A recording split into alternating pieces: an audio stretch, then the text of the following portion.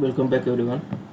Today we are going to discuss this next topic, nerve muscle physiology, classification of nerve fibers. Okay, how these nerve fibers are classified, how nerve fibers are getting injured, and how this injury of nerve fibers are classified. We are discussing here. So let's start. The first classification here is Erlanger Gasser classification. Erlanger Gasser classification. Okay, this is on the basis of presence or absence of myelin. If myelin is present or absent, on the basis of that, the Erlanger Gasser classification is done. Okay, so this is of three types. Okay, so first we have our A group, and next is we have our B group. Lastly we have our C group. Okay, so on the basis of three criteria we divide them. Okay, first is our myelin. Okay, this is we know. Second is our size of fiber or diameter. Okay, and third is our nerve conduction velocity, NCV in short, not nerve conduction velocity. NCV is nerve conduction velocity, size of fiber or diameter, and myelin presence or absence. So let's start. First is the A group. So myelin A group is maximum. Okay, next is the size of fiber or diameter. Remember in the previous discussion, in the characteristic of nerve fibers, we discussed that the diameter of the fiber is directly proportional to myelin. So diameter here, as the myelin is maximum, diameter is thickest here. The A group nerves are thickest or biggest, and eventually nerve conduction velocity is here is fastest. You know, NCV depends on presence or absence of myelin, so here it is fastest. Okay, now this A group is again divided into four subtypes. Okay, A alpha, A beta, A gamma,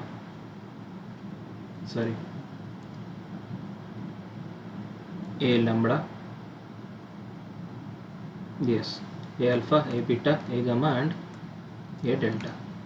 Okay, in this order the myelin concentration is decreasing. Okay, the size of fiber is also decreasing, the nerve conduction velocity is also decreasing. Okay, highest is A alpha, then A beta, A gamma, and A delta. But overall A group has the maximum myelin, the thickest and biggest diameter, along with the fastest. And the fastest nerve conduction velocity is of A alpha, which is nearly 120 meters per second. So this value we need to remember. Another important fact we need to see here is this: A group fibers have less spike duration. The action potential spike here is of less duration in A group. Okay, so as we go down from A group to B group, so remember this myelin decreases. Okay, size of fiber or diameter shrinkens, size also decreases, and this nerve conduction velocity ultimately decreases. Okay, so based upon this fact, we are going to see the B group and C group. The B group myelin decreases less than A group. Very simple. Size of fiber decreases, and nerve conduction velocity here also decreases. So B group is in the intermediate of myelin, size of diameter and nerve conduction velocity. C group obviously is the least, or no myelin.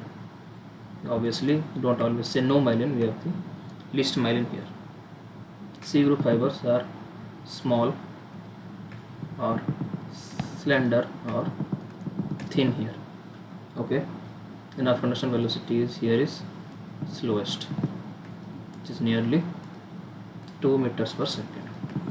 Maximum was A group, A alpha, 120 meters per second. Okay, so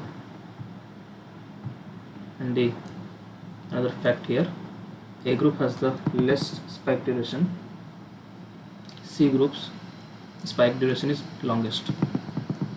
Spike duration is longest here. Okay, or maximum, which is 2 milliseconds. 2 milliseconds is the spike duration, which is the longest or maximum in C group of fibers. Okay, so this is the Erlanger-Gassner classification based on the presence or absence of myelin, which will decide the nerve conduction velocity and size of the fiber or diameter of the fiber. A group, B group and C group.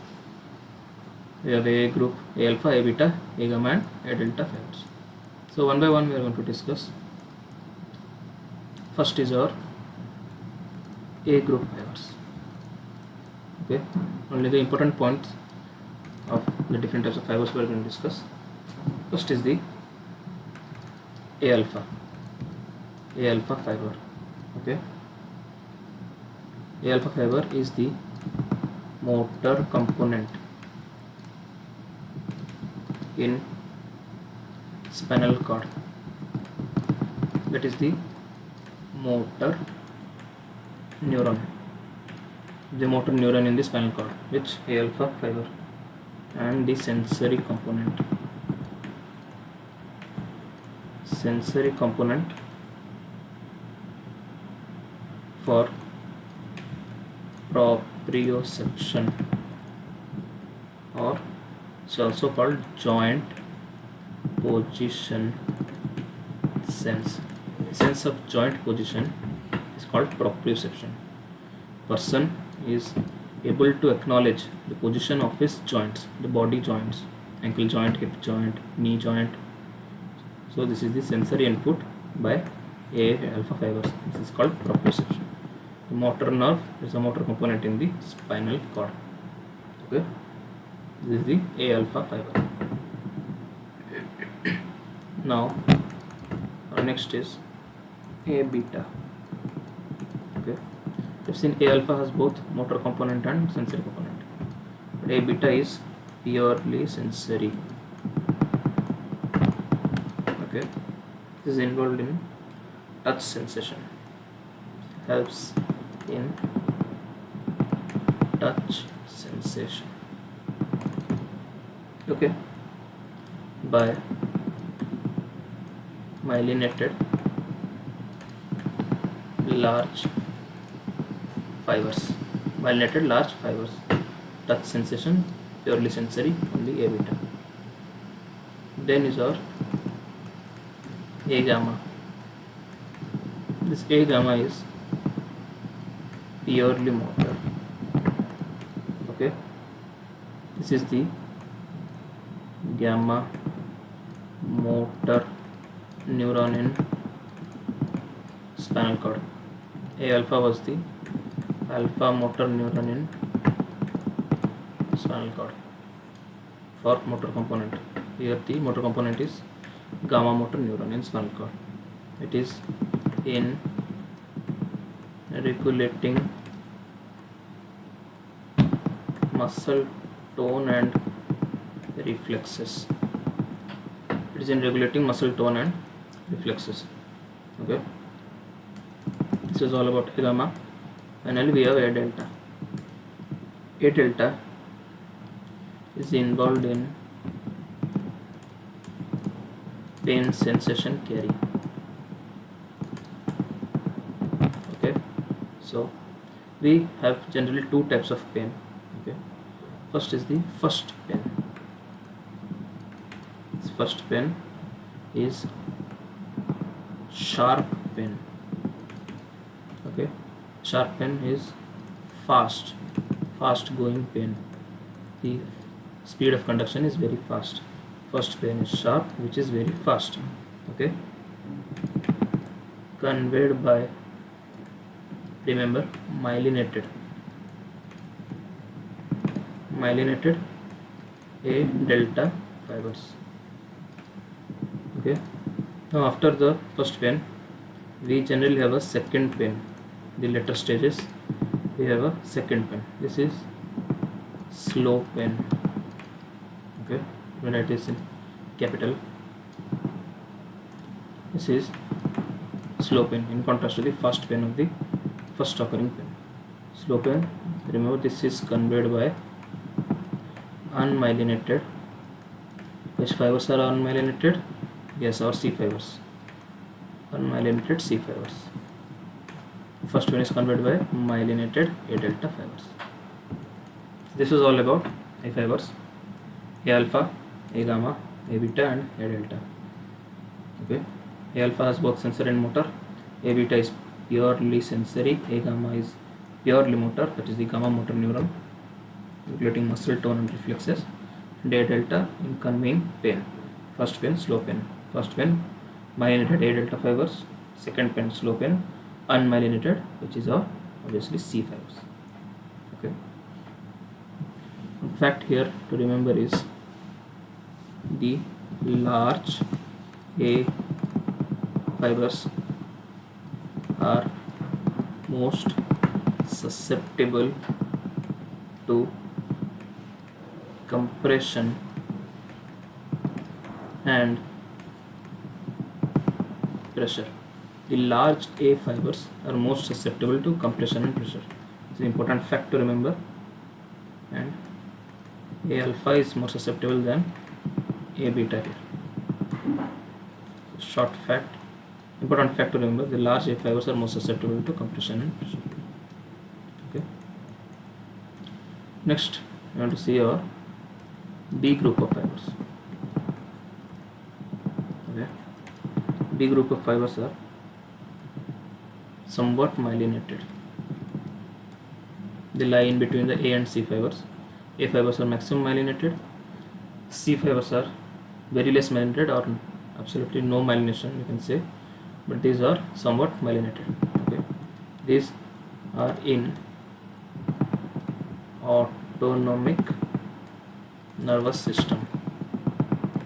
Okay, how this takes place we'll see. So this is our ganglia. You know ganglia, collection of nerve and nerve fibers. Okay, now this is two parts of ganglia. Okay, this is our before the ganglia, so pre-ganglionic fibers. Okay, these are after ganglia, obviously post ganglionic fibers. Very simple: pre-ganglionic fibers and post-ganglionic fibers. Okay, these pre-ganglionic fibers are our B group of fibers, which is our myelinated. Not as myelinated as A group, but certainly myelinated. Pre-ganglion fibers are B group of fibers, which are myelinated. And then these post-ganglionic fibers are C group of fibers. Okay, which are obviously unmyelinated. Unmyelinated C group of fibers, post-ganglionic fibers. Okay, this is one of the small function of B group fibers, pre-ganglionic fibers in the autonomic nervous system. Now we have our C group of fibers. Okay, C group of fibers. C group of fibers, obviously first is unmyelinated. So the nerve conduction velocity is slow here, 2 meters per second. Okay, C group fibers we have seen above. First is convey which pen? Slow pen. Also second pen Okay, has maximum spike duration. How much? 2 milliseconds. 2 millisecond maximum spike duration. Also, we have seen here postganglionic fibers. Postganglionic fibers. These are two important functions of C group fibers, can be slow pen or second pen, and the postganglionic fibers. Also unmyelinated. These are two features or properties of the C group fibers. Nerve conduction velocity is low, 2 meters per second, maximum spike duration of 2 milliseconds. 2 you can easily remember here. C group fibers are the lowest values. Okay. Now we are going to summarize the susceptibility of each nerve fibers. Susceptibility. Okay. First is compression. Okay. We have seen before compression susceptibility. A alpha greater than A beta. Generally, A is maximum. A group is maximum susceptibility to compression. Okay. Then the next is we have hypoxia. For hypoxia, we have most susceptible are preganglionic fibers. What are our preganglionic fibers? Yes, B group of fibers. Hypoxia, most susceptible are B group of fibers. And then C fibers are least susceptible to both compression and hypoxia. Compression and hypoxia. C fibers are least susceptible. For hypoxia, preganglionic B group, compression A group, A alpha greater than A beta. So this is susceptibility chart. Important fact we need to remember, sometimes questions are asked. Okay. So this was all about Erlanger-Gasser classification.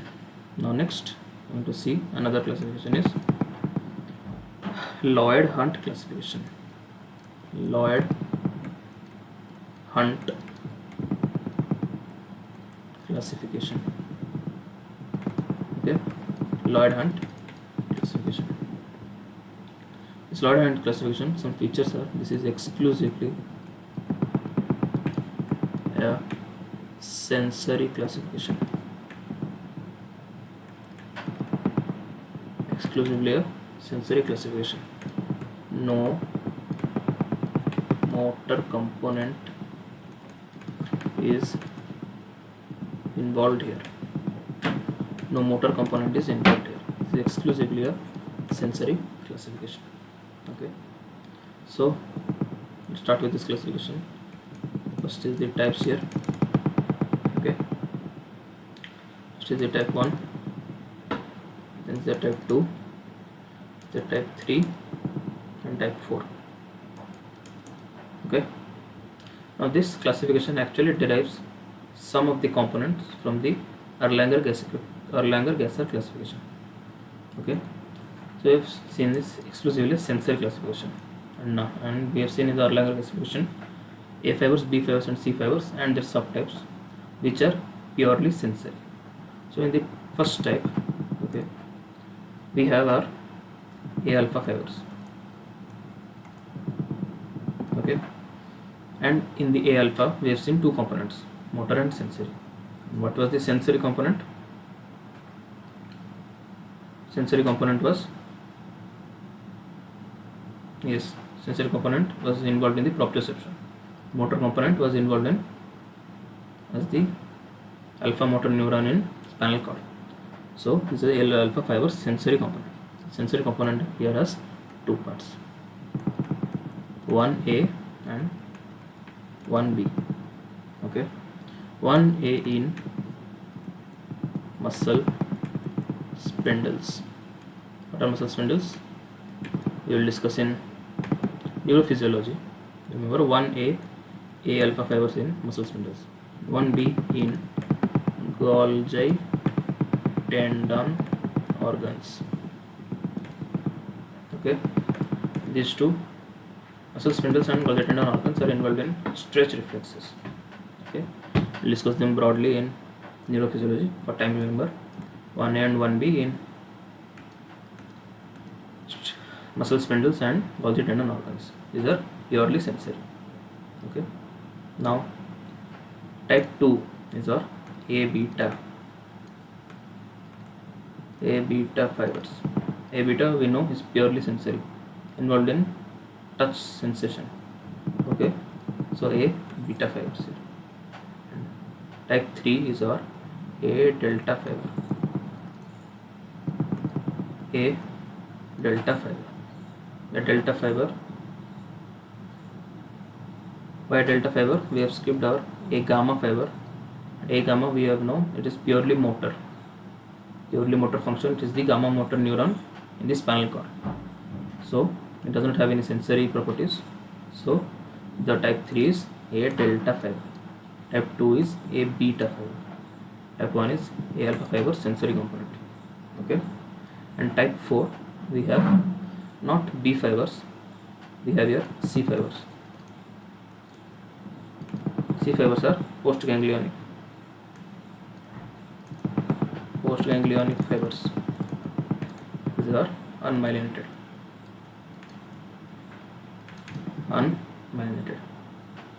Okay,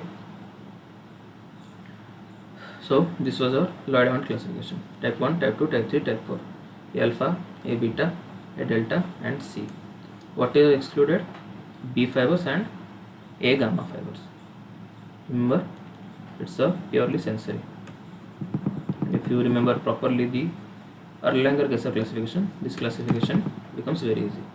Only fact 1A and 1B in muscle spindles and Golgi tendon organs respectively. Okay, simple understanding, nothing much complicated here. Okay, next we are moving on to our action potential discussion.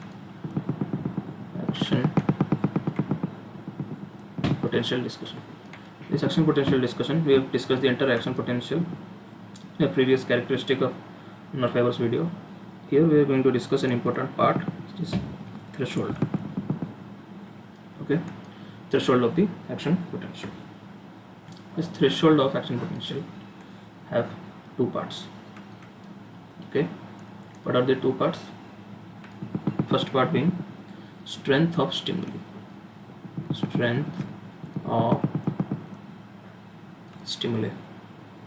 The second part being duration of stimuli. What is the strength of stimuli and for how much time the stimuli acts, that is the duration of stimuli. So for this we have a graph. Okay, we have a graph or strength, stimuli and duration graph. So y axis we have strength, x axis we have our stimuli, duration in millisecond, strength in milliampere, not millivolt, milliampere. Okay, so the graph somewhat looks like this. Okay, look, take this one. Okay, here is 1 second, this point is 2 seconds, 3 seconds, so 4 seconds. So it's 1 milliampere, 2 milliampere, 3 milliampere and 4 milliamperes of strength of stimuli. So we see that here 1 milliampere stimuli is the strength of the stimuli which acts for 2 seconds of duration. So the duration is twice the strength in numbers. So this gives rise to two concepts here. First is our Rio base, and the next is Chronaxy.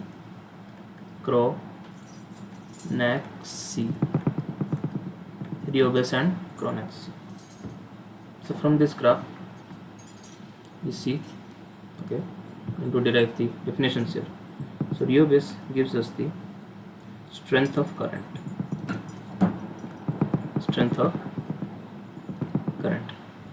Okay, this is the minimum strength of current needed to produce a response. Remember, it's a current, not voltage, so that's why we used milliamperes. The rho base is the minimum strength of current required to produce a response. This current will be translated into its millivolt depending upon the resistance. So this is the rho base. And what is Cronach C? This is Cronach C on the x-axis. Rho base was on y-axis. The strength was on y-axis. So Cronach C is the duration of stimuli. First point, very simple, duration of stimuli. Next, very simple point, it is 2 times the rho base. 2 times the rho base. It is 2 into 1 milliamperes, which is 2 seconds. And we have taken here 1 ampere as the rho base value. So it is 2 milliseconds. Sorry, 2 milliseconds. Very short acting times, 2 milliseconds. And this is the duration it took to give a response. Okay, duration it took to give a response, which is 2 times the amount of rho base. What is rho base? Minimum strength of current required to produce a response. Okay, it's the strength of the current, and this is the duration which took to give a response. This was the concept of strength duration graph, the threshold concept. This is the all important graph. Okay, now after this discussion,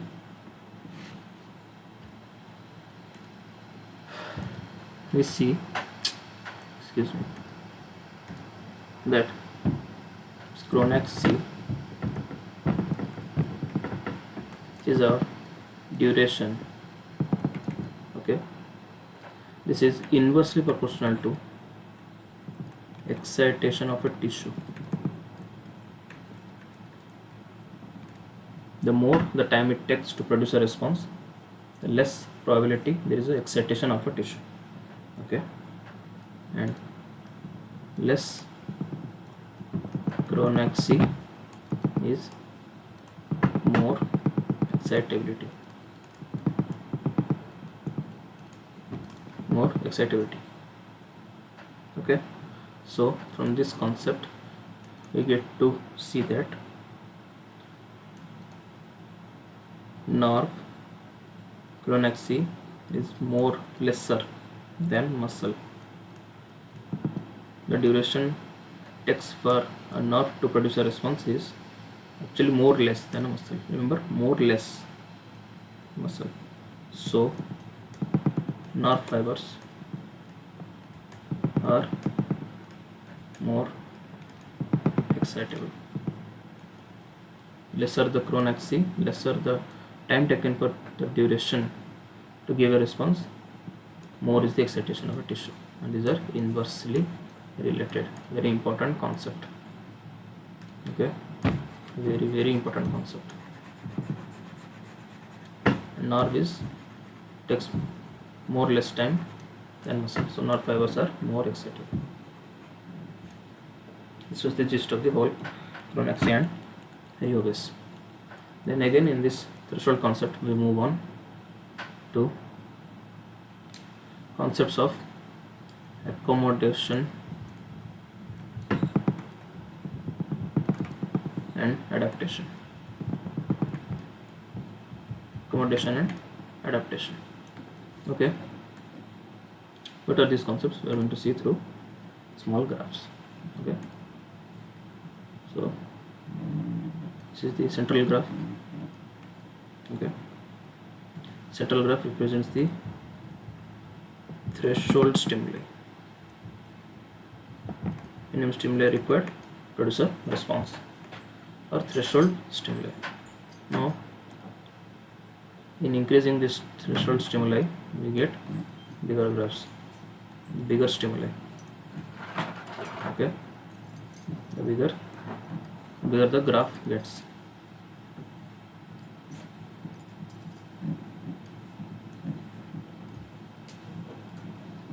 Okay, these are supra threshold stimuli. These are more than the threshold stimuli. We also have lesser than this threshold stimuli. The graphs produced are like this. Okay, these are sub threshold stimuli. Sub threshold stimuli. Okay, this was the threshold stimuli. So then this is the sub threshold stimuli, and in this range action potential works. Okay, action potential works only at this threshold stimuli. So what's the concepts regarding accommodation and adaptation? Okay, so I'm going to write here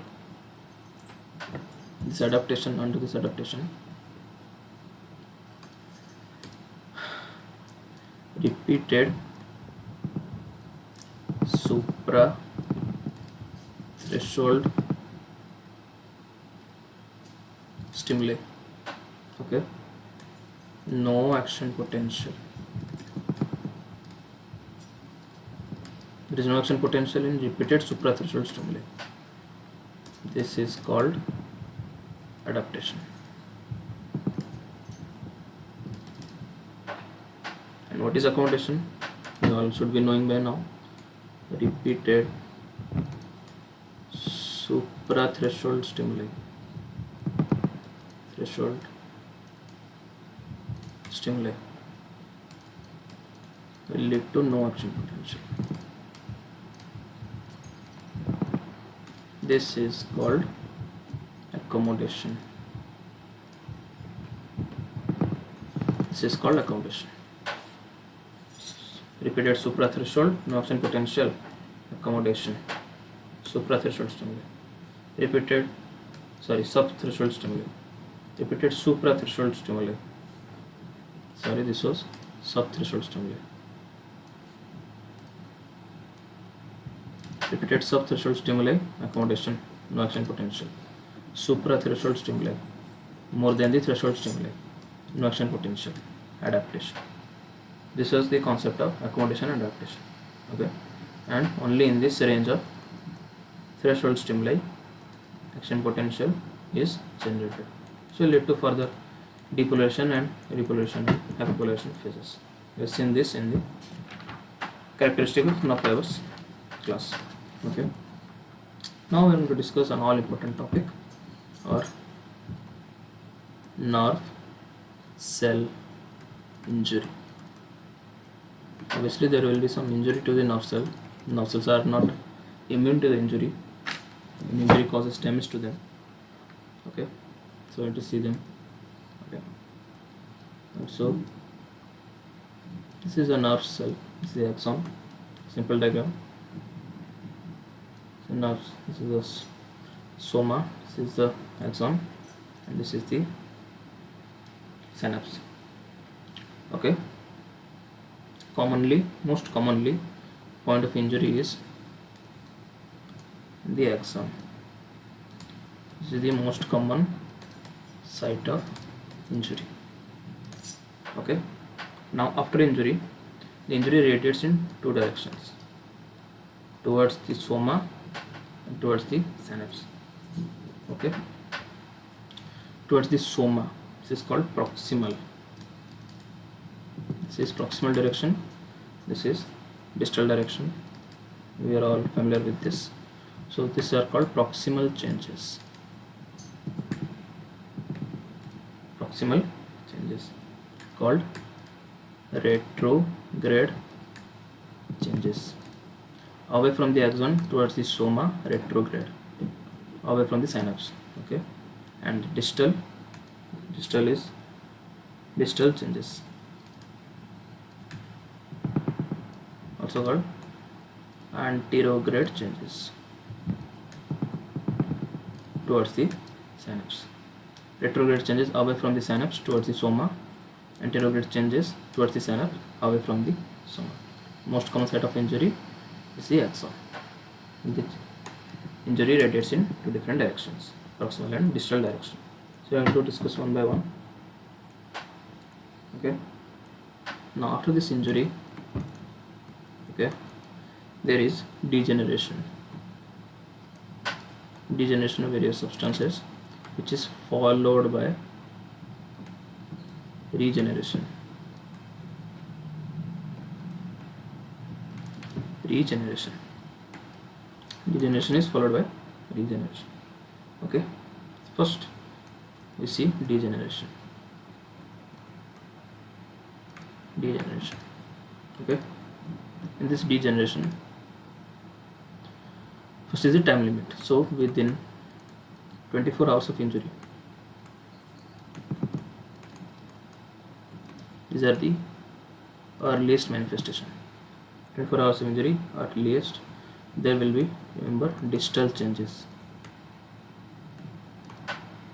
Okay.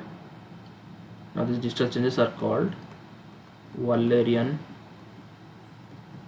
degeneration. Wallerian degeneration. Okay, you must be familiar with this word. Wallerian degeneration. The distal changes after 24 hours of injury at the earliest is called Wallerian degeneration. Okay, continuing with this, the injured, first is the injured axon degenerates. The axon completely degenerates. Okay, then there is myelin, the myelin covering the axon, myelin degeneration. Okay, which will lead to accumulation of debris. Accumulation of debris. Okay, these debris are removed by phagocytosis to clear the site of injury. To clear the site of injury, phagocytosis is performed to remove the debris that is getting accumulated due to myelin degeneration. Okay, and this steps takes place in this sequence: axon degeneration, then there is myelin degeneration, and then phagocytosis to clean the site of injury. Okay, then within 36 hours of injury, first 24 hours distal changes. Now we have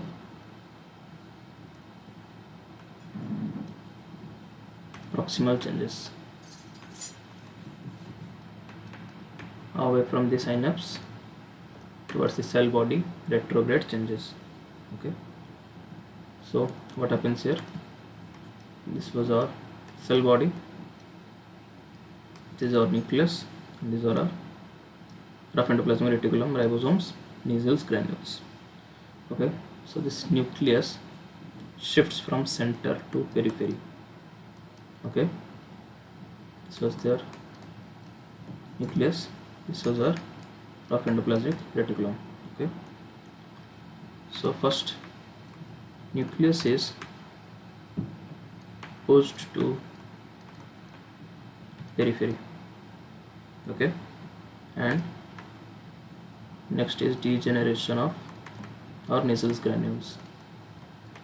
Nasals granules. This dissolution of nasals granules is called chromatolysis. Chromatolysis. Degeneration of nasals granules. Very simple, and the steps takes place in this order. Okay, and finally, after 90 hours of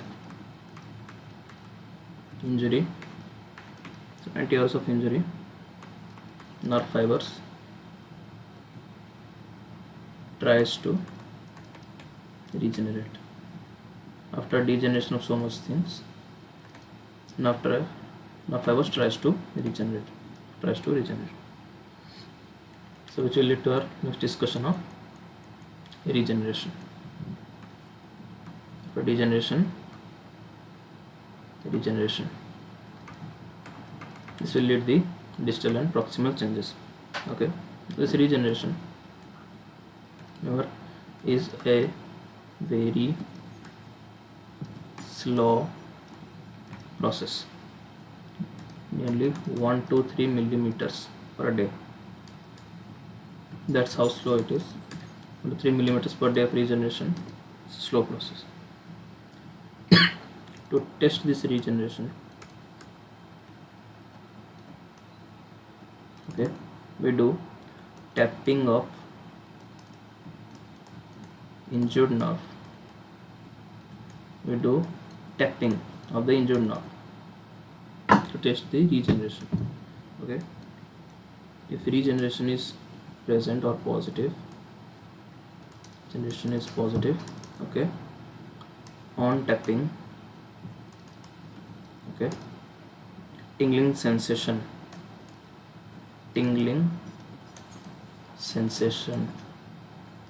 along the course of nerve. There is tingling sensation on tapping on the course of nerve if regeneration is positive. Okay, this is called Tinel's sign.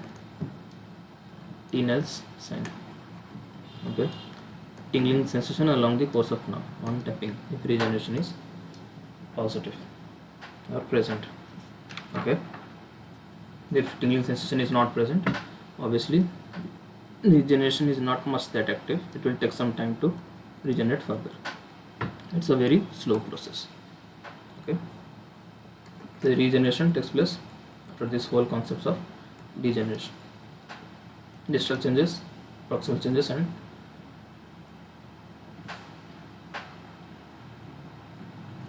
after this tries to regenerate.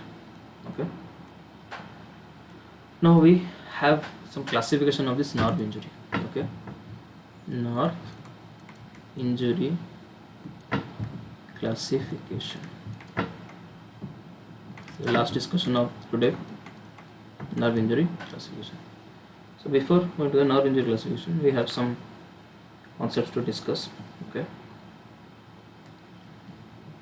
so we have some coverings around the axons and coverings around them also. Okay, first, okay, go sequentially. This is our axon. Okay, now this axon is get covered by a layer around it. Okay, this is called endoneurium. Endoneurium, Neurium. Endoneurium. Axon is getting covered by endoneurium. Okay, now there are multiple axons covered by multiple endoneuriums. These are multiple endoneuriums containing multiple axons. Okay,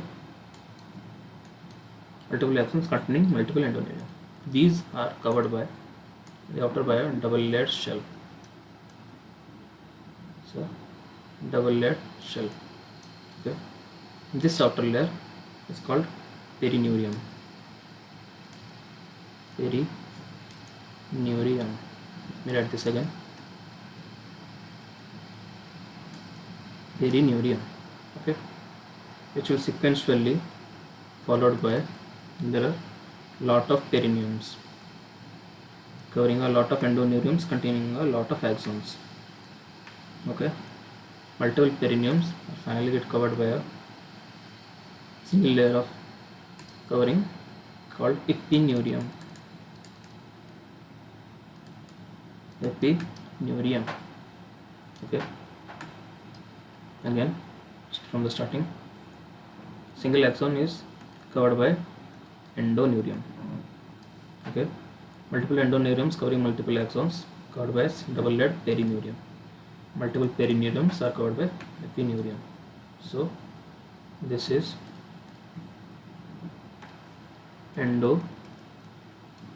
to peri to epi. Okay, this is the sequence. So remembering this, we are going to see the classification. Okay, first is the Seddon's classification. Seddon's classification. Okay, Seddon's classification. What is the Seddon's classification? It has some types. So in first type, okay, called neuroproxia. Neuroproxia. Okay, this is a physiological process. This is a simple prolongation of nerve conduction velocity. Simple prolongation of nerve conduction velocity. Okay, this is due to compression, due to various types of compressions. For example, we have heard that this concept, Saturday night palsy. Saturday night palsy affecting which nerve? Radial nerve. Saturday night palsy, this is due to compression. Okay, this has a very good prognosis. Okay, a very good prognosis and a very good recovery is possible. As it has a very good prognosis, so very good recovery is possible in this type 1 neuroproxia, the simple prolongation of nerve conduction velocity. It is due to simple compression such as Saturday night palsy. Okay, so type 1 was neuroproxia. Okay, then type 2 here is called axonotmesis. Axonotmesis.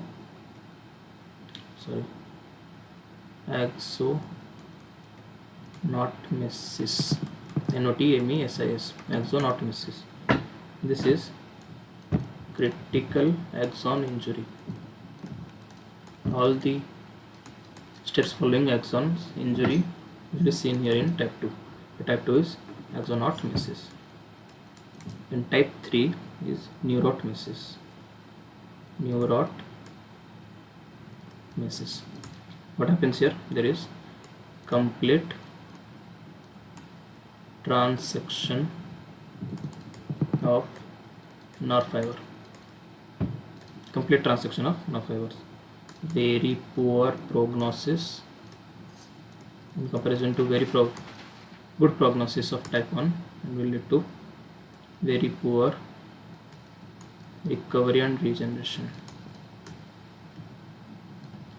Very poor recovery and regeneration and poor prognosis in type 3 neurotmesis. Complete transection of nerve fibers. Very important to remember. Complete transection of nerve fibers. Okay. Good prognosis, good recovery. Poor prognosis, poor recovery. And axonotmesis is critical axon injury in type 2. Okay. Now the first type of Seddon's classification is over. Next, last one. Second type of classification we see is Sunderland classification. Sunderland classification. Here, this also, like the Erland-Gasser classification and the Lloyd classification. The Lloyd classification derives some of its parts from Erland-Gasser classification, and the Sunderland classification also derives some of its parts from Seddon's classification.